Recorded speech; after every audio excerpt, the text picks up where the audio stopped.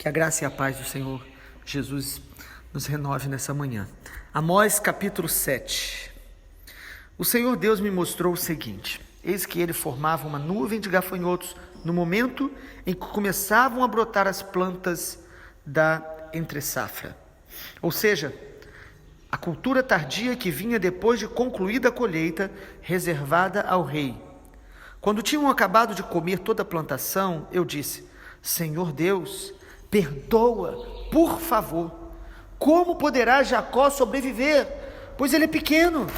Então o Senhor mudou de ideia em relação a isso e falou: isso não vai acontecer. Depois o Senhor Deus me mostrou o seguinte: eis que o Senhor Deus chamou fogo para exercer a sua justiça. Este fogo consumiu o grande abismo e começava a devorar a terra. Então eu disse: Senhor Deus, por favor. Como poderá Jacó sobreviver? Pois ele é pequeno. E o Senhor mudou de ideia em relação a isso e falou: também isso não vai acontecer. Mostrou-me também isto: eis que o Senhor estava sobre um muro, levantando o prumo, e tinha um prumo na mão. O Senhor me perguntou: o que você está vendo, Amós? Respondi: um prumo. Então o Senhor disse: eis que eu porei o prumo no meio do meu povo de Israel. Não posso mais ignorar o que fazem. Os lugares altos de Isaque serão assolados, os santuários de Israel serão destruídos, e eu me levantarei com a espada contra a casa de Jeroboão.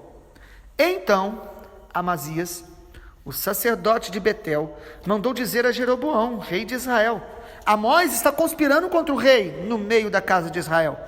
A terra não pode suportar todas as suas palavras, porque assim diz Amós: Jeroboão morrerá à espada, e Israel certamente será levado para fora da sua terra em cativeiro.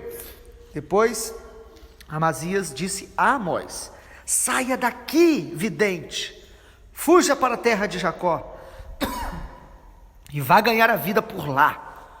Em Judá você não pode profetizar, mas em Betel, daqui em diante, você não poderá profetizar, porque este é o santuário do rei e do templo do reino. Amós respondeu e disse a Amazias: eu não sou profeta, nem discípulo de profeta. Eu cuido de gado, eu colho sicômoros, mas o Senhor me tirou do trabalho de andar atrás do gado e me disse: vá e profetize ao meu povo de Israel. Portanto, agora ouça a palavra do Senhor. Você diz: não profetize contra Israel, nem fale contra a casa de Isaque. Pois bem, assim diz o Senhor: a sua mulher se prostituirá na cidade, os seus filhos e filhas cairão à espada, a sua terra será repartida a cordel, e você morrerá numa terra impura, e Israel certamente será levado cativo para fora da sua terra. Amados, Amós capítulo 7 nos fala sobre a intercessão de um profeta. É muito importante a gente perceber que, por mais que Amós recebeu de Deus palavras muito duras, palavras de muito confronto, falando sobre o juízo de Deus, Amós tinha um coração quebrantado, um coração que não era indiferente ao juízo que ia vir. É muito perigoso a gente ler a Bíblia e achar que o juízo de Deus deve nos tornar pessoas indiferentes, frias, e alguns até parecem que estão torcendo para que o mundo acabe logo, não por amor à volta de Jesus, mas por até rejeição, ira, amargura, revolta, de ver tantas coisas ruins acontecendo, e aí alguns ficam desejando que o juízo venha. Geralmente a gente deseja que venha sobre os outros, né? E não sobre nós. Mas Amós é diferente de tudo isso. O verdadeiro profeta, ele não só fala o que Deus manda, mas ele tem o coração segundo o coração de Deus. Ele tem um coração que se compadece, ele tem um coração que se humilha, ele tem um coração que se constrange diante das palavras de Deus. Amado, as palavras duras de Deus, elas podem gerar em nós quebrantamento, ou pode gerar em nós endurecimento, revolta. As palavras duras de Deus podem nos levar a ficar apáticos, ou pode nos motivar a interceder, a nos tornar aqueles que vão orar pelo país, orar pelas nações, orar pela igreja de Jesus. As palavras duras de Deus, as palavras de juízo devem nos mover a ouvir o coração de Deus, não só o que Deus fala, mas o que Deus sente. Deus ama toda a terra, Deus ama os pecadores. Apesar dele odiar o pecado, apesar dele olhar para aqueles que se entregam ao pecado com um olhar de amor, mas ele também olha com um olhar de ira. E o juízo de Deus deve nos inspirar à intercessão. Eu quero compartilhar aqui em Amós capítulo 7, alguns aspectos da intercessão do profeta. Primeiro, a intercessão de Amós é movido por compaixão. Ele tem compaixão. Versículo número 2. Quando tinham acabado de comer toda a plantação, ele está tendo aqui uma visão que Deus mostrou a ele, de uma nuvem de gafanhotos que ia trazer destruição. Ele diz no versículo 2, Senhor Deus, perdoa, por favor.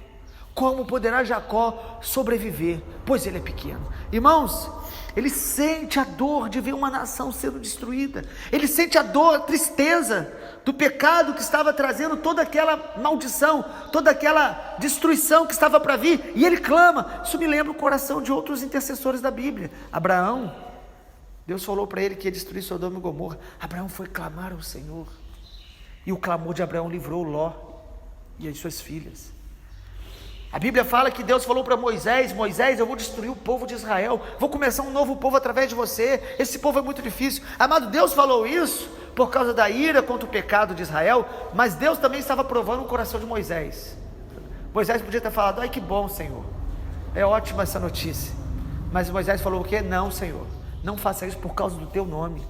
Senhor, salva o teu povo por causa do teu nome, para que as nações não venham a blasfemar. Então, amado, a nossa oração precisa ser movida por compaixão. Intercessão é orar movido pela compaixão de Deus, pelo que Deus sente, chorar, sentir o coração de Deus. Nós precisamos pedir a Deus isso, Senhor, me mostra o que está no teu coração, pela minha família, pelos meus filhos, pela minha cidade, me mostra o que está no teu coração. Não é apenas saber o que Deus pensa no sentido de informação, mas é sentir o coração de Deus, amado. Isso muda a nossa vida, isso muda nossas intercessões. Nós precisamos chorar pelo Brasil, quando a gente vê uma nação caminhando todos os dias para idolatria, para feitiçaria, uma nação onde a violência se torna comum nas ruas. Nós vemos uma nação que a gente percebe muitas vezes também muitos que se dizem igreja de Jesus, usando o nome do Senhor em vão, para enriquecer, para lucrar. Nós precisamos chorar, clamar, interceder, para que Deus tenha misericórdia. Quando a gente não sente compaixão, nós podemos nos tornar insensíveis, nós podemos começar a acostumar. Amós, mesmo ouvindo tudo que ele ouviu de Deus, ele fala, Senhor, livra o seu povo. E a Bíblia diz que Deus disse, tá bom, eu não vou fazer com que isso aconteça. Que coisa maravilhosa, amado. E aí nós vamos para o segundo aspecto da intercessão de Amós. Primeiro, então, ele intercede movido por compaixão. Em segundo lugar, a intercessão do profeta traz livramentos, mas não impede o juízo pleno que Deus traria. Então, ainda que Deus trouxe juízo, continuou falando sobre juízo, mas a intercessão dele trouxe livramentos específicos. Amados, Deus não destruiu ainda a terra por causa dos intercessores, por causa da igreja que ora. Talvez você que esteja me escutando agora, você só está vivo porque tem gente orando por você. Isso é bíblico. Há pessoas que são livres, que Deus ainda está dando chance para se arrepender, para mudar de vida. E nós, às vezes, começamos a brincar com o juízo de Deus. E outros não creem que a intercessão está agindo. Às vezes você está orando por pessoas que ainda não se converteram, e a sensação às vezes que vem da alma e até o inimigo é, Deus não está ouvindo as suas orações. Mas é engano, amado. Deus está ouvindo as nossas orações, Deus está trazendo livramento, Deus está dando oportunidade às pessoas, porque a intercessão traz livramentos de Deus, mesmo que não impeça o juízo pleno. Aqui 3 vezes pelo menos Deus fala, então tá bom, Amós, eu não vou trazer juízo por causa da sua oração. Que coisa maravilhosa, né, irmãos? Você ouvir Deus falando isso. Versículo 6, e o Senhor mudou de ideia em relação a isso, e falou, também isso não vai acontecer. Já pensou que coisa maravilhosa? Hoje em dia, quando algumas pessoas dizem que Deus falou sobre algum juízo, eles até parece que se vangloriam de saber que Deus vai trazer juízo. Ele parece que se sente orgulhoso porque eles estão sendo os repórteres que estão trazendo a notícia. Mas Amós, ele chora, ele intercede, e a oração dele traz livramentos. Amado, as nossas orações trazem livramentos na nossa vida e em pessoas perto da gente. E em terceiro lugar, a intercessão de Amós, a intercessão do profeta, ela é fruto da convicção da sua identidade e do seu chamado.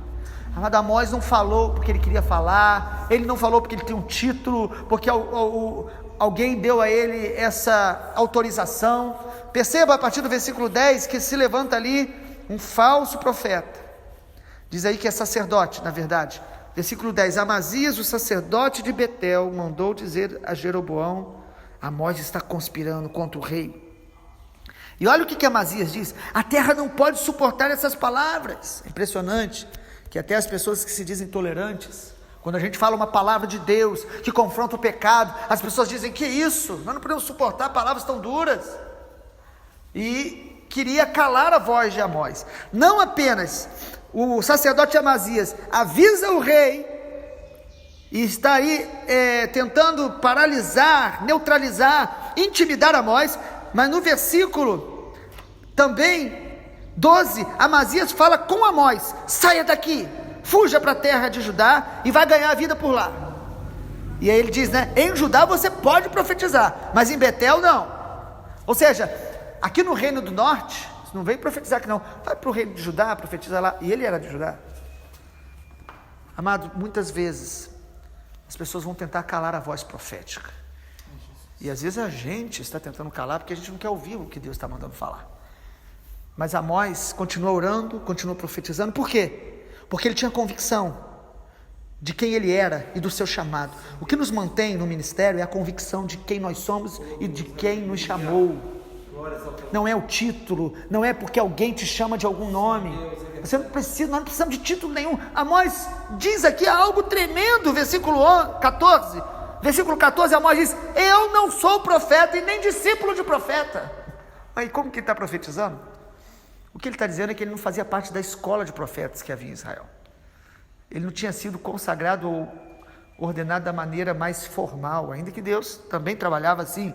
Ele diz o seguinte: eu cuido de gado, eu sou pastor de ovelha, eu colho sicômoros. Mas aí no versículo 15 ele faz a afirmação do chamado dele.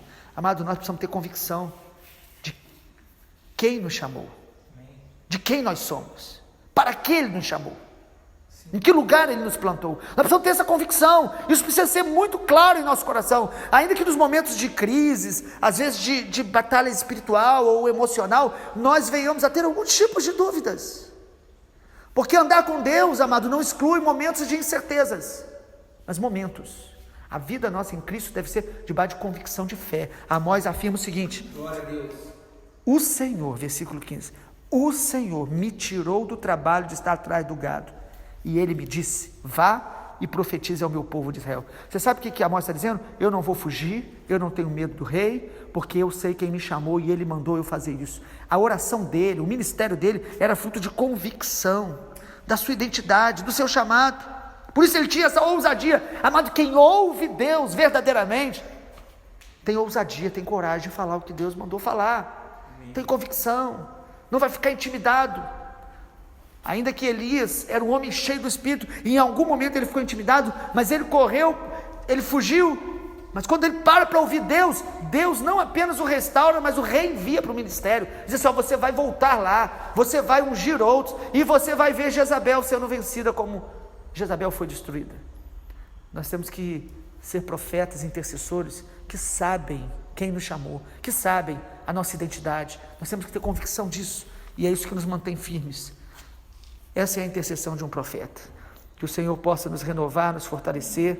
Amém, e nos dar graça para ser intercessores em tempos de juízo, em tempos difíceis, mas que nós sejamos canais para que muitos sejam salvos, ainda que o juízo final é certo. O capítulo 7 de Amós termina onde Amós ainda profetizando para esse sacerdote Amazias. Ele tinha função sacerdotal, ele tinha cargo, ele tinha título, mas ele estava fora da vontade de Deus. Ele estava longe do propósito de Deus. E Amós fala: você vai ver a sua família sendo destruída, você vai ser levado para o cativeiro, vai morrer em terra impura. Porque, amado, juízo de Deus só é vencido com arrependimento. Nós precisamos pedir a Deus um coração arrependido, santificado, cheio de temor, todos os dias. Pai amado, nos dê um coração de intercessor, Pai. Pai, nós não queremos orar apenas de maneira automática, nós não queremos apenas orar no intelecto com as palavras corretas e até bíblicas. Pai, nós queremos ouvir o Teu coração. Nós oramos nesta manhã para que nos torne intercessores nessa geração, nos torne casa de oração para todos os povos.